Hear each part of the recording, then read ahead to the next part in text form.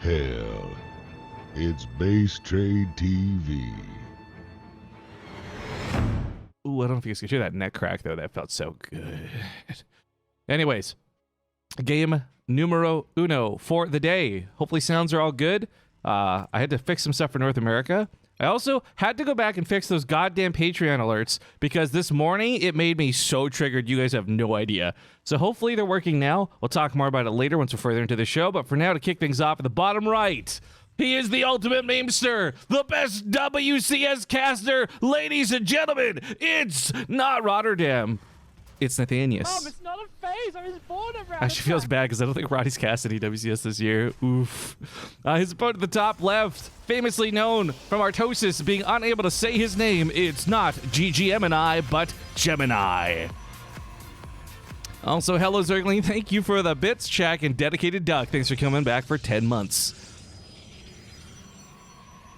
Followers only mode on. Oh, are people being dicks? All right, thanks for the heads up, Leo, man. We'll keep an eye on that. I really hate doing like followers only mode, and I really hate doing sub only mode, but if we got to do it, we got to do it. Mike Cool says, thank you for the link the other day. I bought a GG shaker. Also, I've been thinking of buying a stabilizer for my mic. What kind do you use, and does it help? Oh, well, first off, thanks for buying a shaker. That's awesome. I love these things. I kind of collect them like people collect Pokemon cards. As far as a stabilizer for your mic, it just really depends on what you're doing. If you're constantly banging on your keyboard all the time, like, stabilizing isn't going to fix that nearly as much as distance. I use a giant mic boom from Rode. It's one of the best things I've had in my life. I don't need a stabilizer for it, which works out pretty well. And most mics have some pretty good internal stabilization, so you don't get a bunch of weird sounds. Basically, all I can really tell you for advice, the more expensive the microphone, probably the better the quality. But every streamer that I'm aware of out there uses an AT2020 as one of their starter mics, and it lasts forever. Oh, no! Oh, I'm gonna do the angry Gary emote here. Bad Gary. Nate is making factory chat memes. God damn it. Gary, he always gets the best gas or the best oil. Now, one thing to kind of note is both Gemini and Nate are high ranking on the ladder. I'd actually love to go look and compare their MMRs after this game, but one thing I know is that Nate has, first off, no love for this matchup. I don't think a lot of people who play Terran do. But he's also been doing some things like Battlecruisers, if you've been watching his stream, and having a surprisingly good success ratio with them. I'm unsure if that's what will happen here versus Gemini, but I'll be keeping an eye on that Starport tech path to see what exactly it's going to look like. Look at George. She does as she pleases. Oh, god damn it, Nate. Hey, can we get some factory chants in the chat, guys? Coming out to support Nathanias. He come on, bros, over the question mark. I love it. He's winning the war of the sprays, that's for sure. All right, for Gemini, I guess I don't really know his playstyle that well. Funny enough, like I mentioned before, I am not a huge fan of this guy prior to some of his content creation. I'm starting to get a little respect for him nowadays, though, be honest about it. But I don't know if he's the type of guy to go Oracles. I don't know if he's the type of guy to rush out of depths or use a Warp Prism or use DTs. Like, that's the thing. I guess I know Gemini's a good player because I've seen him talk enough about the game that he knows what he's talking about. I don't know how many times I've ever actually seen him play. Regardless, I think Blink's a really safe opener here. Part of this is because it'll be good at catching most generic Terran things. Oh, is there a Widowmine drop coming your way? Blink Stalkers, right? But it's not. It's Nate. And Nate's a man after my own goddamn heart is what he is. He's gonna go for a Battlecruiser here, boys. Now, Battlecruisers are not nearly as effective versus Protoss as they are versus Zerg, but oh my god. Hold on, he's gonna kill the Stalker. This on its own is not a big deal. Oh my god, you got a 7 times factory chain combo in the chat. That's so sick. The Hellions take out a couple of probes. Okay, great. You know what? This is amazing. But the key thing is here, he killed one of the Stalkers. This is not a normally... Oh my god, he's stacking up there! Oh, that was almost like a 3 more kills, but still goes up to 12, 13. Not bad for Nate's opening here. But the thing I'm trying to get to, guys, is he killed a Stalker. And anti-air is already going to be expensive and limited as is. Not only is there going to be one less Stalker to help shoot up against this behemoth coming his way, it's the fact that they're already not that great at fighting it in the first place. I actually don't know what the exact number is, because we know ratios of, like, Marines. You need 5 to 6 Marines to deal with an Oracle. How many Stalkers do you need to deal with a Battlecruiser? And I think part of that question relies on Blink Micro, but... just to be clear for Nate, he's already done a lot of damage to that initial Hellion Reaper run by, that if this Battlecruiser dies and trades at least evenly, which it should, this will still be good for Nate. Now, I'm a little bit on the Terran bias hype train, but for Gemini, there's not going to be an easy solution. There's no other tech path. It's just going to be Blink Stalkers. And if you 3 or 4 Blink Stalkers isn't going to cut it. The shield battery is going to help a little bit, but honestly, the Battlecruiser attacks so fast. Nate's using the cool skin for it, too. The fastest attacking unit in the game, the fastest man alive, calcified speed force energy, whatever you want to call Nate's mojo. He comes in here hard and he comes in hot. He doesn't kill a lot right off the bat, thanks to that shield battery. So quick kudos to Gemini for this. But for Nate, there's enough dead space in Cyber Force you can hang out here. There's no Stargate, there's no Void Rays, there's no Phoenix, there's nothing to poke it in that corner, and Nate just gets to buy time until Yamato's done. Kill a free Stalker once every couple minutes, why not? There's nothing that's going to punish you or push you back. And for Nate's sake, too, he's got a pretty okay setup at the front. Let's say Gemini said, screw it, I can't defend at home, I'm just going to all in. Well, there's a bunker, there's a tank, there's a Widowmine. There's actually a really sick setup here for Nate. That Battlecruiser really wants to do something. I mean, I think what he'll wait for here is not just Yamato cannon, but also the cooldown on his teleport, so that he can actually go in and commit, and then when he gets low, just teleport out and safely escape. Listen, he's finishing up that wall. Wondering if he was going to do that or not. He doesn't need to plug it against Blink Stalkers, funny enough, but there is a secondary Battlecruiser coming out. The timing on this is going to be about still 50 seconds. Yamato's about 20 from finishing, so we'll probably see this guy get some action done first. Does Yamato take out a shield battery? That's a great question. Yamato does 260 damage, I believe it is. Oh, 240. Excuse me. I keep forgetting. I mean, it used to be 300 and they nerfed it. But the shield battery does have 300 health, so sadly it would not one-shot the shield battery. It one-shots a Stalker, and that's a freebie. And the cooldown Yamato is not too terrible, but it is over a minute, so once a minute, kill a free Stalker. Not worth a 400, 300 mineral gas investment, but it's a freebie for now.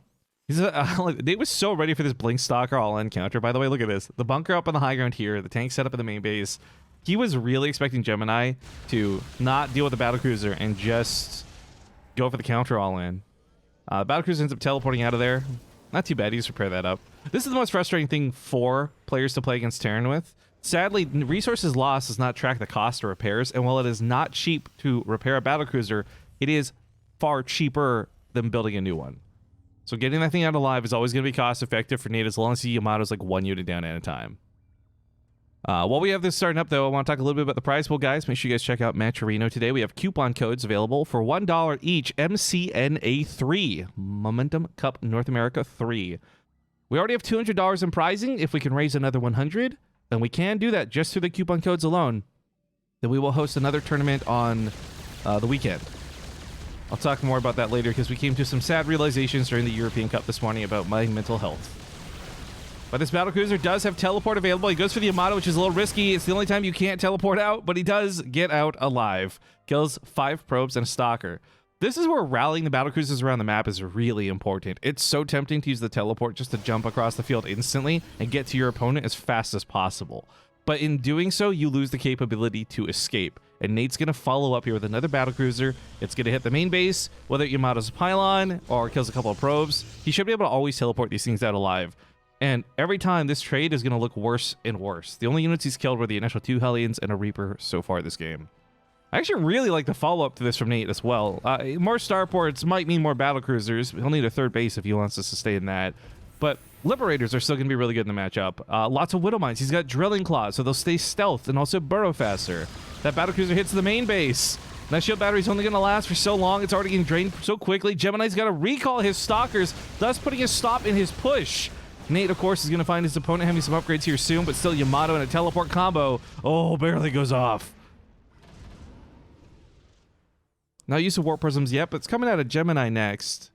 I gotta say, Gemini, in terms of playing against specifically Nate, more than playing against Terran, I think he's making a lot of the right moves. I wasn't sure Stalkers were going to hold up against us early on because there's so few of them. But now he's getting to this point where they're going to start 3 volleying, 4 volleying down the Battlecruisers once they've got enough upgrades to go with them. But it's not just about the Battlecruisers. It's only been about the Battlecruisers so far. That sounds like a dumb way to segue this, but realistically, we need to go back to the fact that Nate's been producing a lot of Widowmines on the back end of this.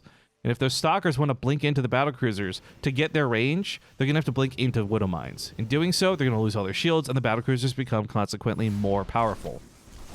Not to mention, Nate actually has these at home, so timing-wise, this won't be too bad. He does unfortunately move out just before he sees the rocks getting torn down, though, so it will not be necessarily here for the Battlecruisers to be used. That blink in, though. That teleport out. Nate's not going to fray from this. He does lose the bunker and a lot of mules, and that's going to stick. He might even lose the command center, too. But 4 tanks up on the high ground to keep those stalkers from pushing forward any further. And so Nate doesn't need to come back home to defend this if his Battlecruisers are wrecking, shrekking, and decking on the other side of the map, while the tanks take care of things at home. The boys have got it on lockdown. But he lost 17 probes and almost lost that command center. It's still burning. He is repairing it, though. Remember, recall was also recently used, and while recall has a relatively short cooldown, oh, it's already up, actually. Nate's got to be a little bit careful about that. However, going back to the fact that he's got 3 Battlecruisers, I don't know that he'll have to teleport out too soon, too quickly. Finishing off that shield battery would be a nice touch, but 20 probes down. These Battlecruisers are so sick. All they got to do is move and shoot. Now, that was a risky move. Nate teleports a couple up to the main base, and he teleports the weak one back home. But Gemini now has to split his forces, and I don't think he can do this fast enough. The Battlecruisers are just raining hell from above. 30 probes, 35 probes. This Battlecruiser still has teleport available if he wants to get it out of their life. Nate, are you going to bowl a perfect game? Not quite, but close. 1 Battlecruiser, 2 Battlecruisers about to go down here. Sentry's going to be the hero of this day. Oh, no, not quite. Stalkers will still claim all the glory. The Vulture! Nate's now lost 3 Battlecruisers, but at this point, absolutely worth it. 40 probes dead, and he's producing 3 Battlecruisers at a time to replace the ships that just went down. He's got his 3rd base set up, so he's going to have the economy to support this. And of course, with that 4th CC floating from earlier, he'll eventually be able to take another base. Look, guys, Nate's a memer, but he's also a a deadly force to be reckoned with. I want to go back to this. I think Gemini has handled these initially as well as he could. But this really blitzed him, and the worst part about this was he had to split his forces. And I feel like that is actually a pretty strong distinguishable mark between a really great Protoss player and a pretty good Protoss player. You'll see this between some of the top Koreans too. How do they deal with the attacks coming? You're going to always have to split a couple of units off, right? But in this case, Gemini went a little too low, and he found those Battlecruisers really catching him off guard across multiple attacks. Battlecruiser 1 gonna go down. No! Teleports it away with 28 health! Battlecruiser 2 also teleports away! Oh my god, the sick, disgusting saves here. Nate on the resources lost, leading hardcore. Battlecruiser at the top side, still just waiting to Yamato again. It could teleport out at any point, however, should it choose to do so. And Overwar, what's up, dude? You done picking fights with Husky? Just kidding. Hey, man. It wouldn't be Nate if there wasn't a Battlecruiser involved. I know. Actually, it's a sick little reason to plug this now. I haven't really advertised it too much, guys, because we don't have like everything super locked in yet, but I believe it's June 7th. I'll have the boys from Lag TV coming on the channel. We're going to do another charity event with, is it World Vision? This is why I don't want to talk about it, because I don't have all the details properly memorized, but yeah, we'll be working with Nova War and Maximus Black again, which I genuinely had a lot of fun with that last year, so I hope this year will be just as good. Nova War, you might not be aware of this, but despite your VIP status, only subscribers are allowed to use my name on Twitch, okay? You can't just address me as Graham like that. That's not okay. So I will not read your question or statement. Even though it's a great meme. Damn it, I just read it. Okay, Nate's gonna have to teleport this Battlecruiser out again. Still, though, in the clutches of defeat, he does manage to keep these alive. This is actually a really important thing to note, because while we've watched players like Future and other pretty good North American players play with Battlecruisers, oftentimes they start getting really complacent about teleporting out. And I really truly believe Nate's greatest strength has been the fact that he's maintained a lot of these Battlecruisers instead of giving them away and having to rebuild them at such an expensive cost. 4 bases for Nate, 3 Battlecruiser run-bys on one side, a lot of Hellions on the other. Oh, Narasaku fan gifted this up to Nova War. Okay, well now I can read Nova War's message.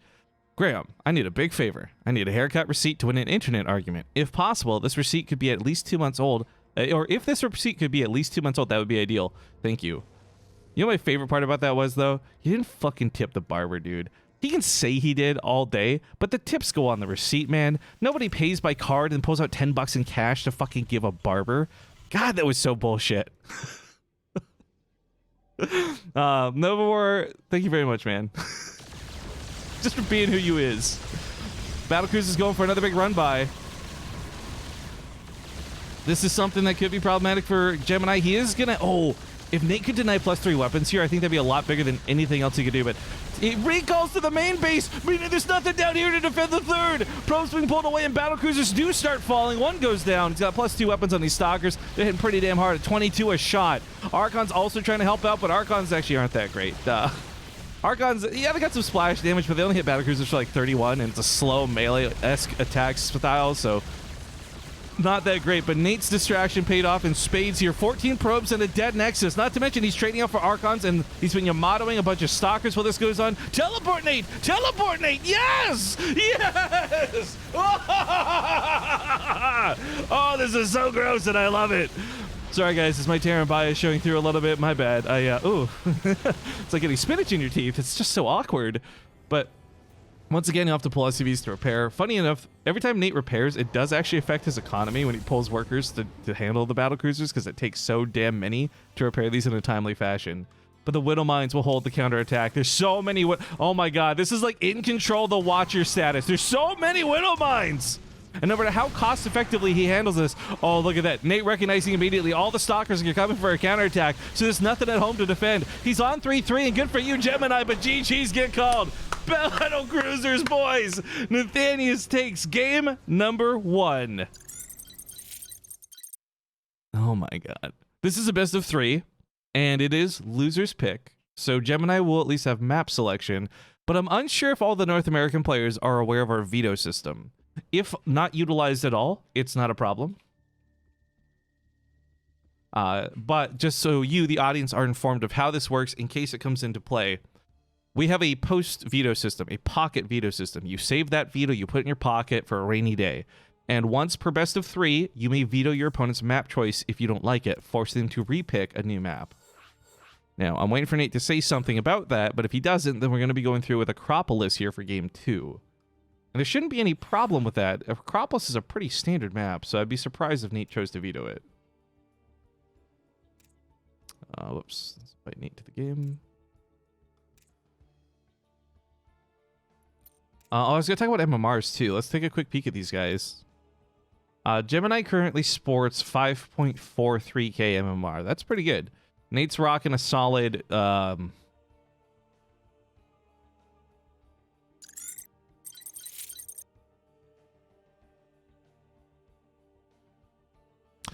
Good on you, Nate. I hope all that co-op's been paying off. Oh, cool. Coming back to the scene, my camera is now broken. Excellent. Just what I wanted to have happen. Well, let's go back to the in-game screen, I guess, and hope nothing else breaks. Speaking of breaks, I had a pretty nice one between now and earlier today. We had, of course, the Morning Cup that happened, and yeah, to be honest, we had some exciting games. Mana and Bly never fails to disappoint. Always really exciting to watch, but I thought I'd be a lot more worn out and tired for this cast. However, I'm coming into this feeling pretty peppy, guys. Nate's bringing up my hype too with a bit of Battlecruiser love, and we're hopping into game number 2. It's a best of 3 here for the Momentum Cup North America. We got $200 available for prizing today. Spawning on the top left side, we do have the Teal Protoss Gemini. And to the bottom right, we have the orange Terran player. It is Nathanias. Now, I bring up this prize pool briefly for a couple of reasons. One, again, that kind of public apology and atonement. Yesterday, I fucked up and I missed the cup. It's the second show in 7 years, so I'm trying not to beat myself up about it, but I still don't like missing things. It feels like a failure on my part, so a quick apology to everybody. But secondly, the reason the prize pool is doubled today... Oh my god, you cheeky shit. Please tell me you lift to the main with this. You might not. But the reason I bring this up is I did put an extra $100 into the prize pool myself. This didn't come from Base Trade TV's prize money pool. It's my pocket money to make up for my mistake. So all the players today will be playing for, I believe, 4th place and 3rd place are $20 each. 2nd place will be $40, and 1st place will be $120. Quite a bit of cash in the line for today, and all you got to do is make top 4 to make some of it. However, we can make that go even a little bit further with the Matcherino page we have set up for this. If you guys would please, pretty please, type !Matcherino in the chat, copy paste that coupon code MCNA3. It's not case sensitive, by the way, and enter the coupon code on Matcherino. It'll add $1 to the prize pool. On top of that, we have all these cool little clicky links on the side. If you click them, it'll add even more money. And the bigger today goes, the better it pays off in the future. That's the whole point of these Momentum Cups. Nate telling everybody on Twitch Rivals that he never proxies. Nate was really funny to listen to on Twitch Rivals, actually. I felt a little frustrated because you've got folks like Axeltoss there who haven't been keeping up with the game, and the commentary wasn't adding much. What I found kind of funny about that, and this isn't a dig at him, I'm sure if he puts a little bit of work into it, he'll be like in top-notch shape, right? I think he was casting the WCS qualifiers too. But what's funny is Wavepunk, the other guy who doesn't even play StarCraft, I felt was contributing more than Axeltoss was on that couch. So you got Nathanias just like really carrying the damn thing. It was a fun show to listen to nonetheless. I don't have anything truly negative to say. It was meant to be like more of a criticism, I guess. But yeah, that whole Twitch Rivals yesterday was fun. I was a little salty I wasn't in it, I'm gonna be honest, but I had a lot of fun watching it. And to be clear, at the end of the day, I think the greatest thing of that Twitch Rivals event was watching M. Canning not understand how co-op works and nuke his entire army. That was pretty fantastic. Now, Cheeky Little Engineering Bay block, and it wasn't a full dedication. He does lift this up, and he's not going to take it to the main, but instead go home. Reaper's trying to save this SCV. Can he do it? Ah! Okay, he saves it. And Gemini sprays before going down. Nice.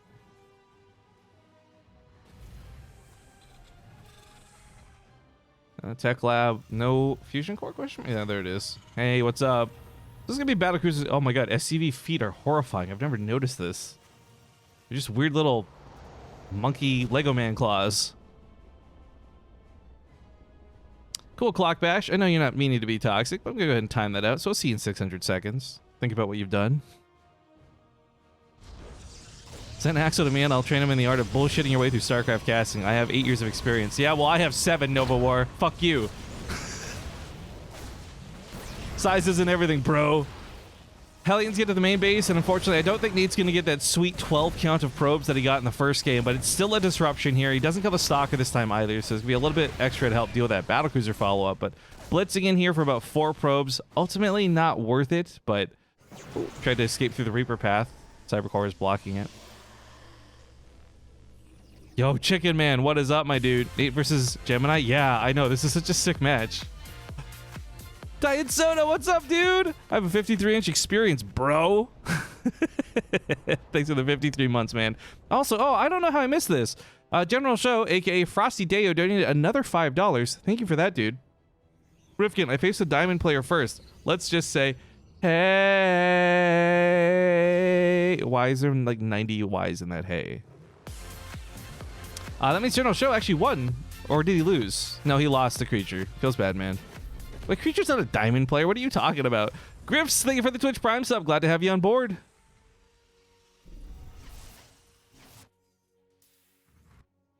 Oh, hey, Diet Soda. I'm glad you brought this up in Twitch chat. I don't remember how to edit the bot. And it hasn't been subbed in a while. Would you, or I mean, we haven't had that emote in a while, excuse me.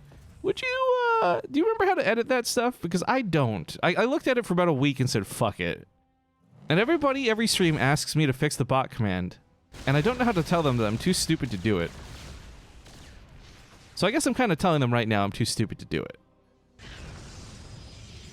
And I'm hoping that maybe you remember how, because I don't. All right, Battlecruiser came out. We kind of missed the hype train on this one because we're goofing around in chat, but the reality is it didn't get much done. Not a single kill. Oracle is also looking for some damage. Other side of the field, there are some Widow Mines coming out, and there's one in the mineral lines. Nate's actually helped cover. That's actually so cool. Hang on. I want that Oracle to go over here. Can you see this? Nate hid the Widow Mine underneath a spray. This should, I think, make it more difficult to see, right? Normally when you're looking for the Widow Mine, it's just a little bit of thing burrowed, but oh, look at this. Round 2, better than the first. Yamato finishes up in the nick of time to finish off that Void Ray. This was so important. I talked about this during the last game. Yamato Cannon was nerfed. And Yamato Cannon was nerfed very specifically so Battlecruisers could no longer one-shot it if it was topped off. But what Gemini just did there, by the way, I think he's a little bit wrong, but more on that later. What he did there was he went into the Battlecruiser and took health damage. If he'd only taken shield damage and the shield battery topped him off, I want to be clear, the Void Ray would not have died to the Battlecruiser. But Tempest, as a follow-up, is not bad. Here's the problem with Tempest, though, guys. If the Tempest get to sit back and shoot the Battlecruisers with their bonus damage to massive, Tempest actually win those fights, actually, a lot.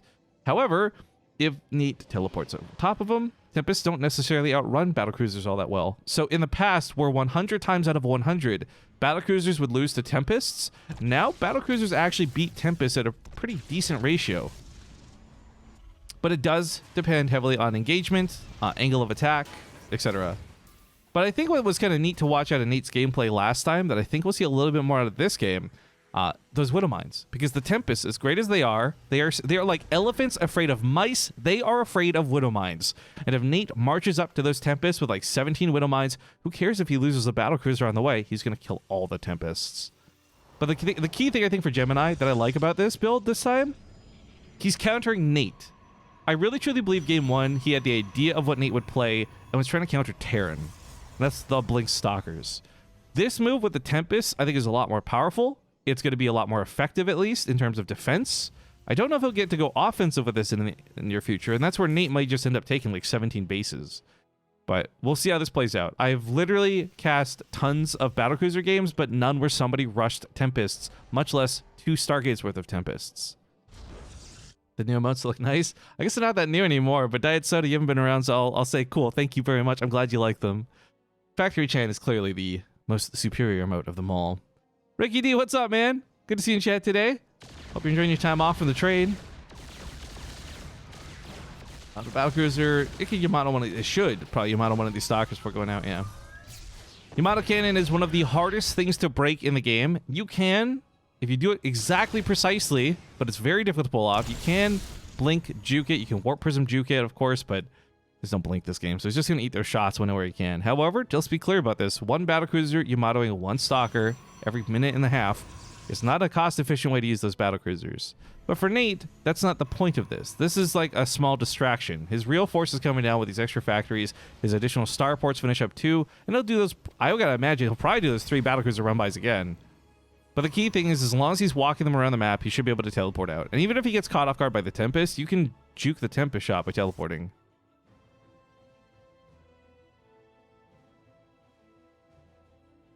Oh man. That said, you've missed some really bad 8-ball memes. The 8-ball is my enemy at this point. I've had a lot of issues with the 8-ball. Oh, this shield battery is doing God's work. The Battlecruiser almost dies. 25 health. Nate really playing with fire on that one. Unfortunately, while the shield battery doesn't die, it at least gets drained of energy, but that will regenerate over time, as we all know, and doesn't cost anything, just time. The missile turrets here are really funny. We saw a lot of defensive missile turrets in Widow Mines last game, and I think one of the big problems of what he was looking for was the fear of a warp prism. That's not going to happen this game by the looks of it. Although the Robo's finishing up, we may see one come out soon. The emphasis of this game still has been on these Tempests. And let's be clear about this, guys. The Tempest anti-air attack, it's 57 damage versus massive. This is very specifically designed to be like a one-shot Battlecruisers if you have enough of them type situation. Likely, it'll be difficult to find that situation, but with these Battlecruisers having 550 health, it's not going to take much. In fact, I don't like this out of Gemini. He's patrolling around the map right now, and thus exposes himself partially. He's got some Stalkers at home to defend, kind of hoping they'd be able to hold their own, but the Battlecruisers swiftly take out that shield battery. He's got a couple Yamatos. Auto attacks here should be pretty good. He should be able to teleport out in a pinch. Even the cannon taking a bit of pepper here. Second shield battery healing up those probes. Nate's got to get out of there before the shots land, though, because when he plays risky like this, that's where the Tempest come in and get that big burst to just finish off the BC, but he gets out of there alive. 3 probes and a couple Stalkers. Still not losing those Battlecruisers just yet. Let's go back to the income, though. Obviously, with that faster 3rd and soon to be faster 4th, Gemini's actually enjoying quite a nice income lead. He loses out a little bit when he has to pull probes away from the Battlecruisers, or they pick them off straight up, or mules die. But for the most part, Gemini's economy is pretty solid. Oh, this is like 4 Widow Mines, by the way. This is a very healthy amount of Widow Mines. Look at, he target fires on the Tempests. Okay, they fly out of range. He won't be able to use them the way he wanted to. That was clever. The Observer's here too. One of the most annoying things about Widow Mines is they won't double target the same unit, and that for the most part is good in regular situations. But against things like these Tempests, you'd really wish they hit like the same target just to get the one shot. Battlecruiser on the left side of the map, not gonna have to teleport too fast away from 2 Tempests. This is actually a fight he could take if he wanted to, but back at home he's got to find a way to deal with this because he can barely get off the cast of a Yamato cannon without getting one shot. Oh my god. This Battlecruiser here too doesn't have the ability to escape, and he doesn't use Yamato. He could have, should have, would have killed that Tempest otherwise. The bunker here is a little bit cute, but as you can see, the Tempest just kind of whittle away at it. The Widowmines walk forward aggressively. The Battlecruisers teleport in. There's another Widowmine to fall back to. That's going to get some shield damage in there, kind of like an EMP. Yamato start firing, and he brings everything to the front lines to finish off these Tempests, but I don't think Nate has enough Battlecruisers. More Widowmines are coming in, though, and that's kind of what we had discussed earlier. This is where the Zealots are going to do what they can. They're going to try and do God's work, but they're clumped up so badly. Splash damage goes off on a lot of these units, but not much dies. Nate's Battlecruiser still trying to take that fight in the sky. This was actually really close. Thank God for those Widowmine shots earlier, too, acting like those EMPs. But with +2 weapon upgrades, Battlecruisers do some incredible damage. If Nate had, like, one more Battlecruiser, that could have been a very different game altogether. But the Zealots don't have detection, so they won't be able to remove the Widowmines. These Widowmines are coming off cooldown, too. Gemini hopefully hasn't forgotten about this, because these Widowmines could execute at least one of these Tempests if Nate double fires. And he will double fire. That's a Tempest dead, and the Widowmines now on cooldown again. There is a Battlecruiser on the other side of the map, also denying a base while this goes on, so Nate loses control of his third, but so does Gemini at the same time. Both players riding about 100 supply, and this Widowmine spread out of Nate is actually so sick. These Zealots are going to get hit again on the way out, so it's some more that are going to die! Splash damage is a real son of a bitch! Oh, no way! Nate with the Widowmine! The Grenadier! Oh, that splash damage and explosions were great. If you're Protoss, not so much. I do apologize for the hype, but also sorry, not sorry, because that was sick. Every last Zealot went down. That was he licked his fingers clean after a delicious meal. He's got a secret base coming down, which I find a little bit funny. I've mentioned this statistic before in stream, and I'll bring it up again. I've cast dozens of games where players in pro situations have gone for a hidden base, and aside from Rob, like one time in a best of 69, it never works. So for Nate, we're gonna call this not a hidden base, but an aggressive expansion. And hopefully that terminology will remove the curse associated with this. Gemini with the Observer, and thank God he has one, but Nate's going to put down a bunch of missile turrets arbitrarily, and it looks random and silly, but he's doing this in order to make sure his Widowmines are protected. Wait, is this a rediff? Are you speaking English? F.A.? Jeff-A? My name is Jeff.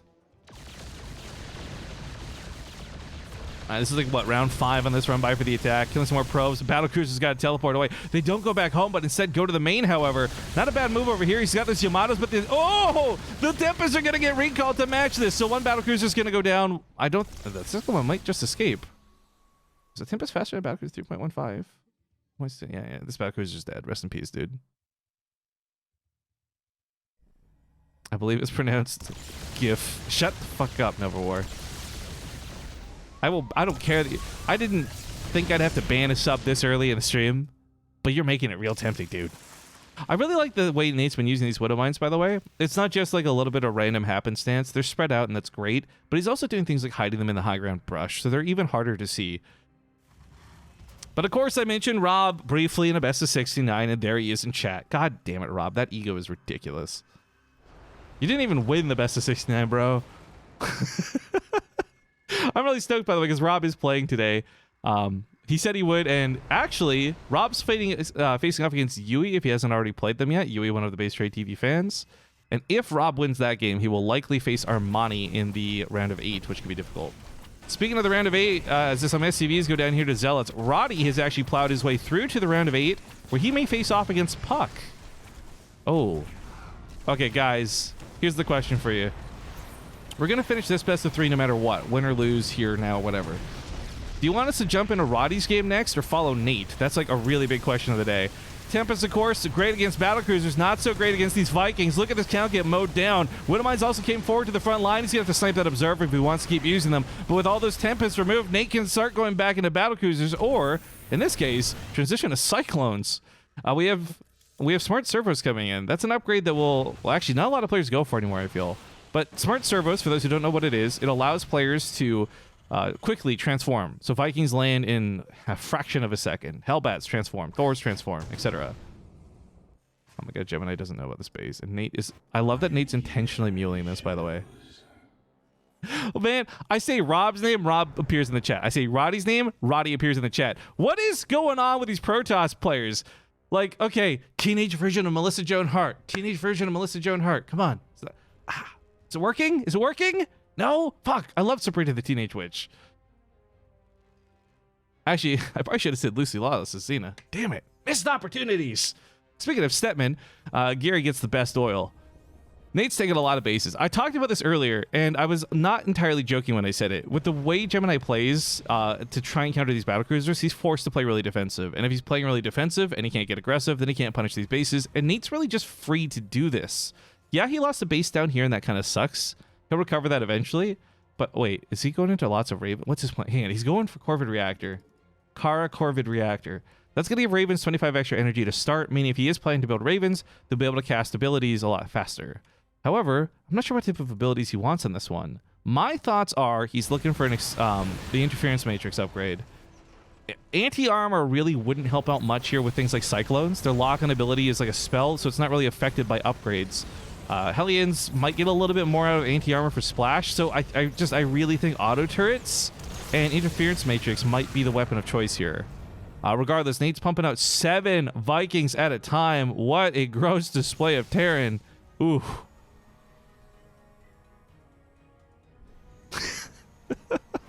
I can't believe Nate's gotten away with all these bases. I can't believe Nate got away with this aggressive expansion, as we're calling it too, so as not to jinx him. But you know what? Even though I still don't know how the outcome of this game is going to play out, I want to give some respect to Gemini. I kind of joked and memed earlier. I didn't really know how he'd play. Don't know how he plays in general. But I think what I really enjoyed between watching Game 1 and Game 2 is how he's adapted to Nate's playstyle. And this is important because I think in StarCraft 2, a lot of players get caught up in what they should do and not what they need to do. Meaning if you're playing against Zerg, you build your anti-Zerg build, right? But if you're playing against Bly, you have to play very differently because Bly is not your standard Zerg. And in this case, Nate is not your standard Terran. So Gemini may have had a very silly looking game number 1, but game 2 he's put up a hell of a fight. And like I said, I don't even know that this is over for him yet, but there's some very important transitions that are happening. And Nate continues to invest in Thors. I like this option a lot because Thors, for those who don't know, if they're in their single target mode, even without upgrades, they still destroy Tempests. However, the idea is for Protoss, you want to have a lot of Zealots on the front line, you want to keep the Thors from moving forward, and you want to keep the Thors from getting to fight the Tempests in the first place. But the Tempests, if they stack up, they can also get some good damage done. But speaking of good damage done, Nate with a big Hellion run by, Blue Flame done, he transforms into those Hellbats, transform and roll out. These Zealots will not be able to clean this up. If this was just Hellions, this would be no problem, but Blue Flame Hellbats is a whole nother problem. Oh my god, and Widowmines walk forward too. I hope Gemini realizes this, otherwise he could transfer those probes back and have a very bad day. In fact, the Stalkers here go down, 10 probes go down. This Widowmine gonna get another shot off? No, not quite. The Observer chased off by the scan, but this was this was pretty good for Nate. This is a great run by, actually. Taking a quick peek at the income though, because this income has been all over the fucking place this game. Nate taking all these extra bases, having these mules. What's really important too is he does have planetaries, not a bunch of orbitals, but he does still make these weird orbital bases. So he's got mules, he's got scans, more notably. And oh my god, when did he get to 22 Vikings? Are you kidding me? Building armor is going to be completed here shortly, so his bunkers will have slightly more room for the Marines, but no, seriously, that'll be great for the missile turrets and the planetary fortresses.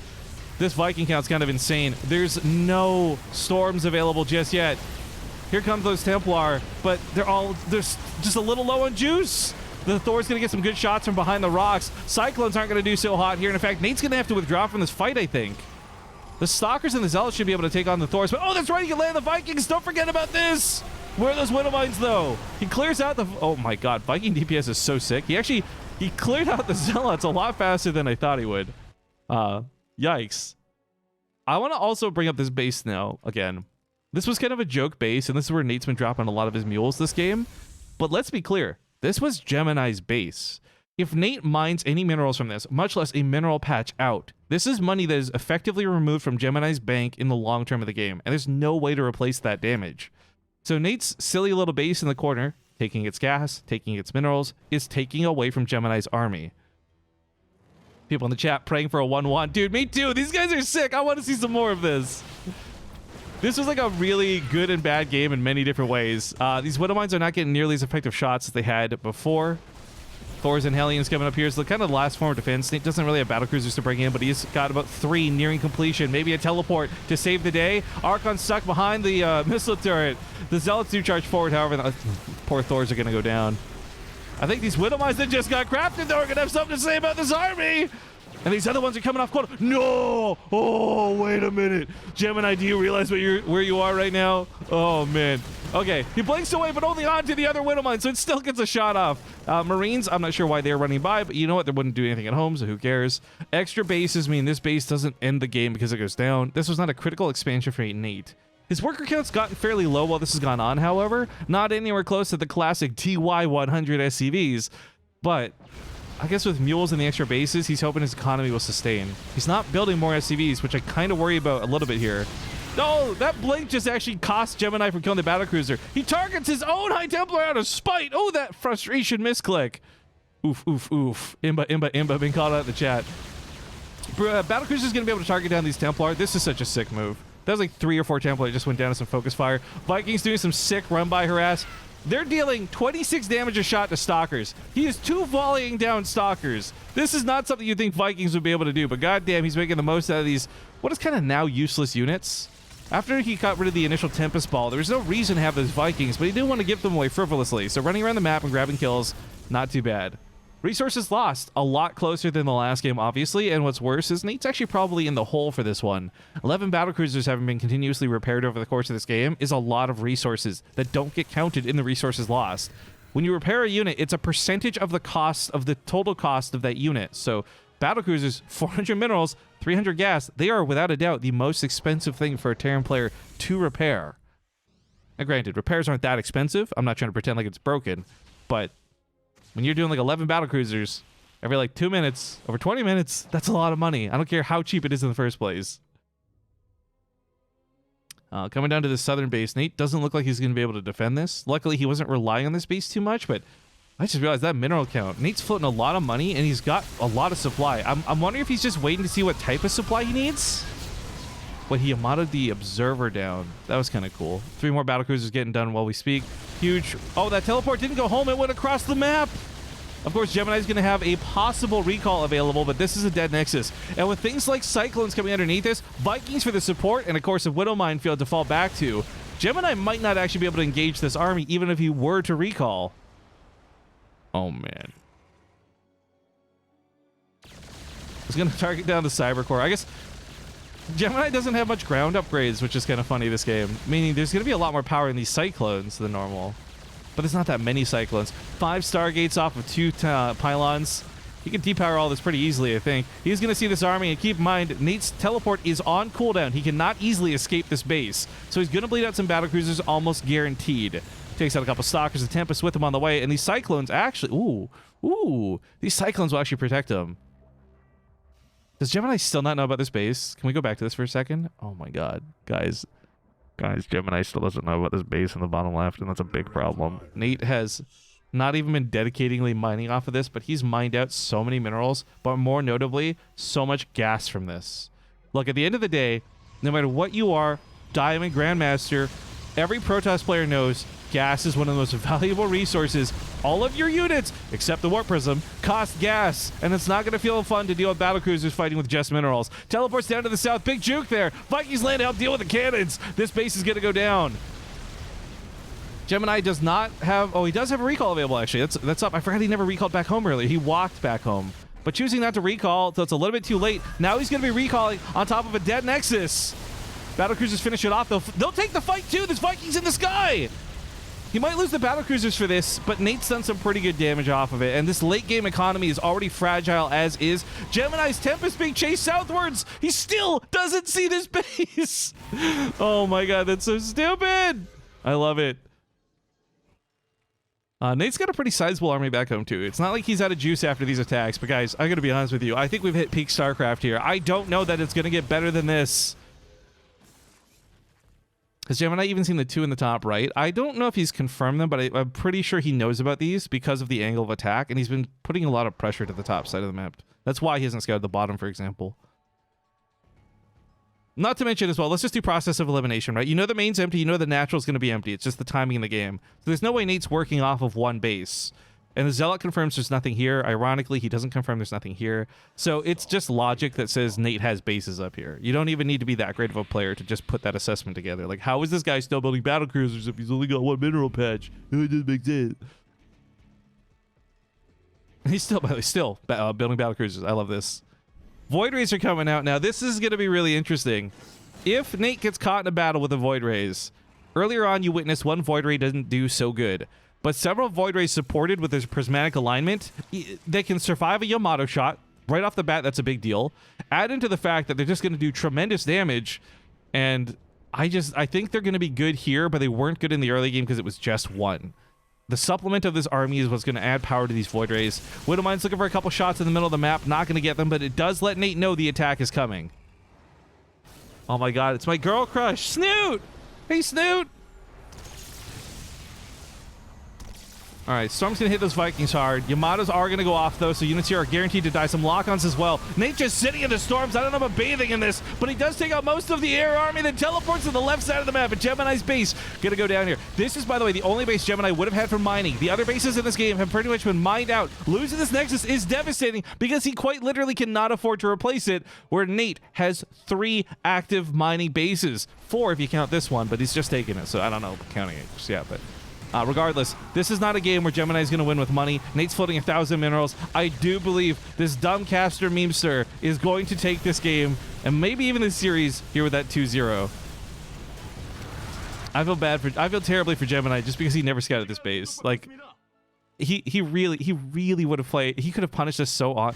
Nate would have actually probably died several times without that base, thinking on it. With how much Gemini had done a great job denying this base like 3 times, taking this base down twice. At this point, there's too many Battlecruisers. There's more Battlecruisers than there are memes. And that's going to be it. GG. Ladies and gentlemen, Nathanias proves he's got moxie. And he advances on in the brackets. Riff just hasn't seen me naked yet. Do dreams count, Adam? All right. Thank you guys so much for watching today. We are not done. We're just getting started. Nathanias now moves on to face off against Future, but here's where I need you to vote. Do we do a TvT of Future versus Nathanias, or do we jump ahead to the Roddy Puck PvP? Oh, wait, Rob's playing Armani. If that hasn't started, I think I want to cast that.